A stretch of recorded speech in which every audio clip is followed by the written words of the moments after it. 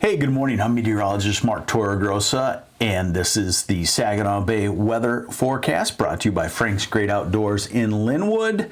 Obviously, dangerous winds today out of the west-southwest with the wind advisory in effect and gusts on the bay to 45 to 50 miles an hour. So that's pretty obvious, but a rapid drop-off in winds overnight and tomorrow morning, a whole different story, perhaps a light wind pattern. Let's take a look at that forecast. In fact, tomorrow looks like probably your lighter winds. Well, it does look like the lightest wind of the week. So here's the wind forecast, and what's nice is we're going to be able to look at the pressure gradient and see how my rule of thumb of 1 isobar for every 5 mile an hour gust matches up, and it matches up pretty good. So we go through the day today. This is noontime. This is the steady wind gust, and when you see the greens, that means the steady winds are 25 miles an hour or higher right out of the southwest. Look at the open water of Lake Huron and just imagine ice blowing straight out. This is 3 o'clock in the afternoon, 5 o'clock. So you're not going to get, when do you get a drop off? You get a little bit of a wind shift to the west, and by 10 o'clock, maybe dropping off to steady winds of 20 miles an hour. And note as we go through the night, this is 4 in the morning tomorrow, 5, 6, 7. So if you can get on it pretty early, you should have diminishing winds.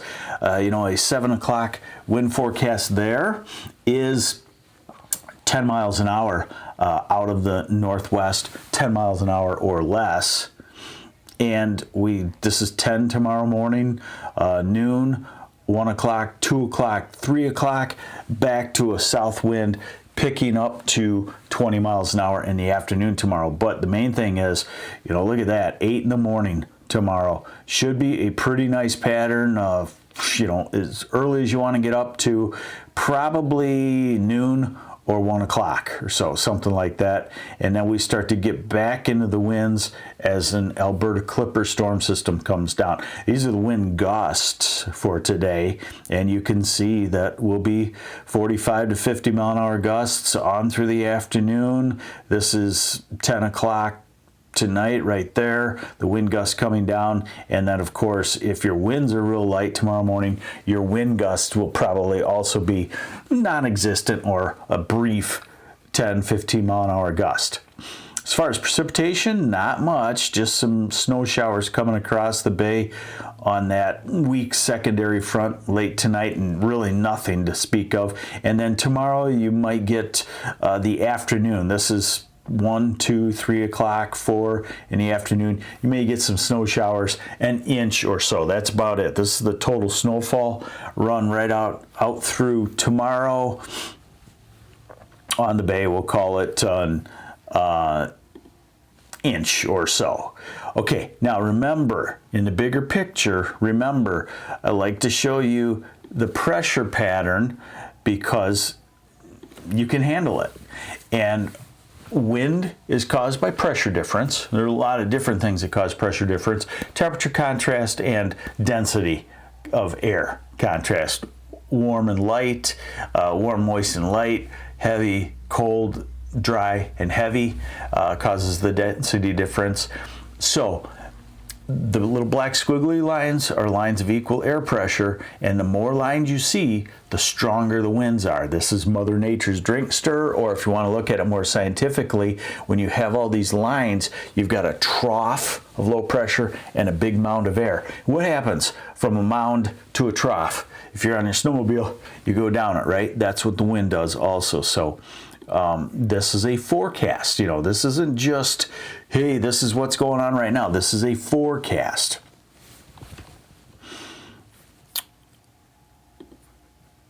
Okay.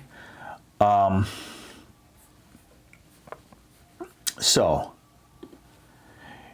here, and we'll look at it a little bit closer. There's your Alberta Clipper for tomorrow. And then Wednesday looks like a northwest wind, maybe 10 to 20 miles an hour. Thursday doesn't look too bad, but the wind will start to pick up out of the southwest. And then by midday Thursday, you see the packing of the isobars again. We'll look at it a little closer. And by Friday, you see the storm that's in California now, trying to inch our way, but scooting just to our south. So here's a closer look. This is the pressure pattern for right now, okay? So 1, 2, 3, 4, 5, 6, 7, 8, 9.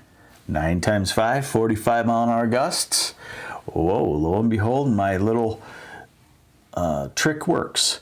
Middle of the night tonight, this is tomorrow morning. Look at the difference in the pressure pattern from this morning right now to tomorrow morning. How many isobars in Lower Michigan tomorrow morning? 1, 2.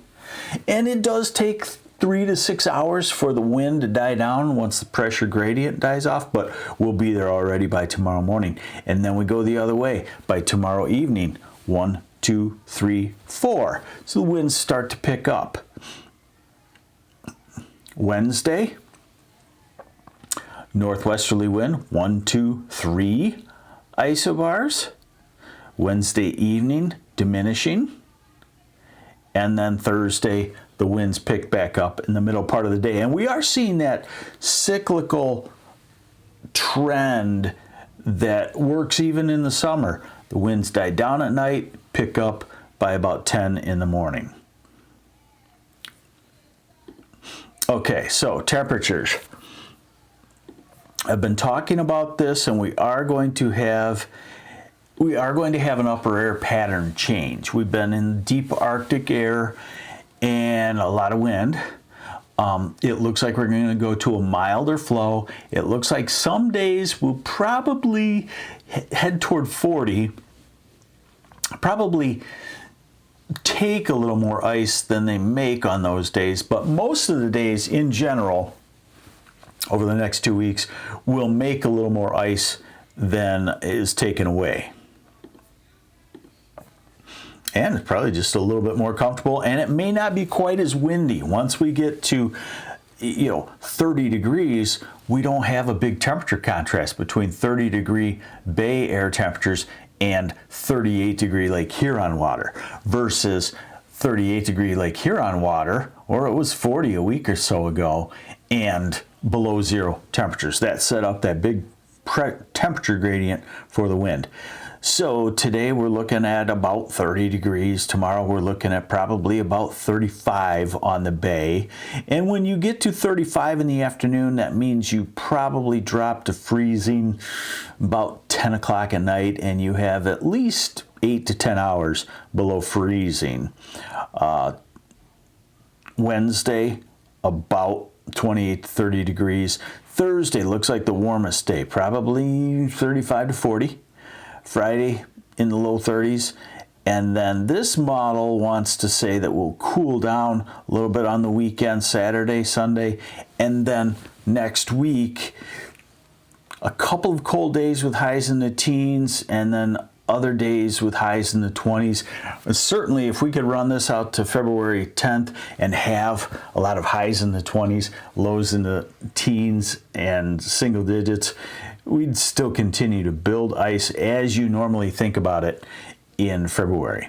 So here now is the long term. Let's look at, is this ice going to go bye-bye, or are we going to retain winter? Well, first off, we know that in February we have we should have an easier time retaining winter than getting rid of it. And I think that is weighing into this because the Arctic air is close by. It looks like it's going to ooze in, filter in.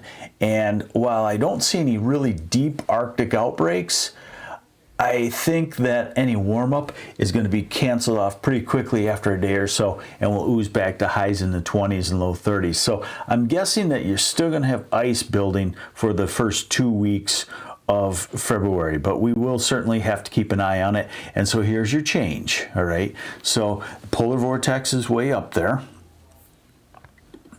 And let's see here. Now we go out 16 days, and you'll see kind of the rearrangement. Now we're at Thursday, we're at Friday. There's your storm system kicking out of the southwest, but it just kind of opens up and leaves.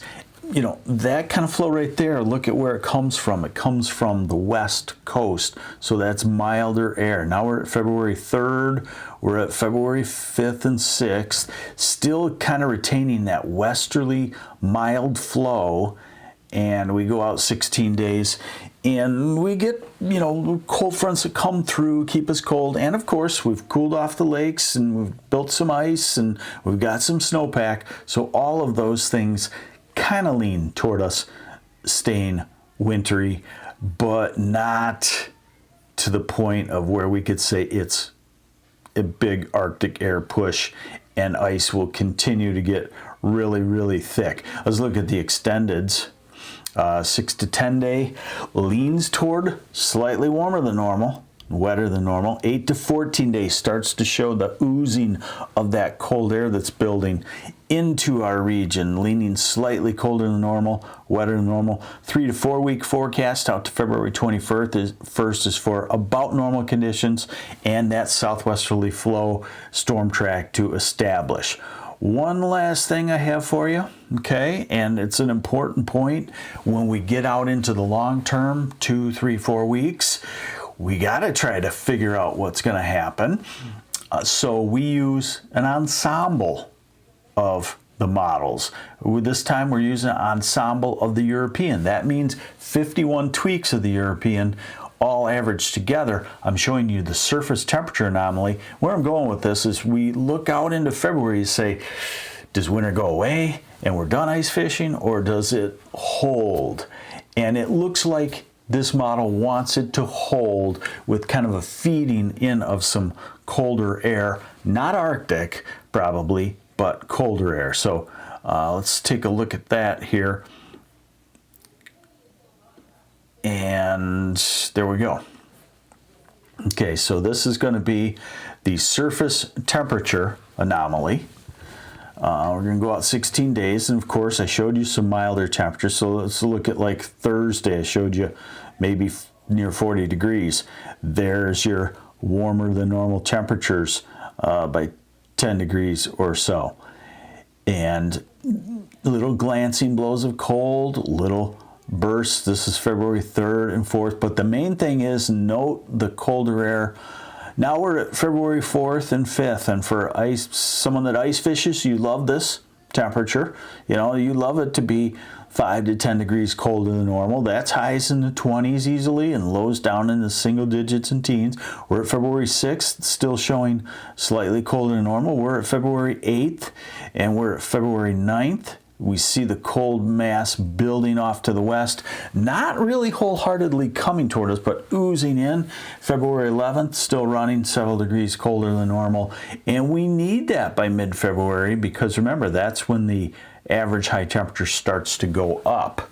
Most places like on Saginaw Bay, we bottom out with an average high temperature now of about 28, 29 degrees. And around February 3rd, it ticks up 1 degree. And then about a week later, it ticks up another degree. And by the end of February, the average high is about 35. So you got some better weather coming. Definitely. You got some lighter winds tomorrow morning. If there's any ice left after the southwest wind at 50 miles an hour, tomorrow morning the ice should not move around a whole lot due to wind. There's your Saginaw Bay weather forecast update. We just started this, I don't know, a few weeks ago. It's very much needed. I've been a meteorologist around Saginaw Bay for, I don't know, 30 years now, and it's weather on Saginaw Bay, and you know it too. It's wind, wind, wind. So we'll try to cover that, and thank you to Frank's Great Outdoors for making it possible. I'm meteorologist Mark Torregrossa. Share this, please.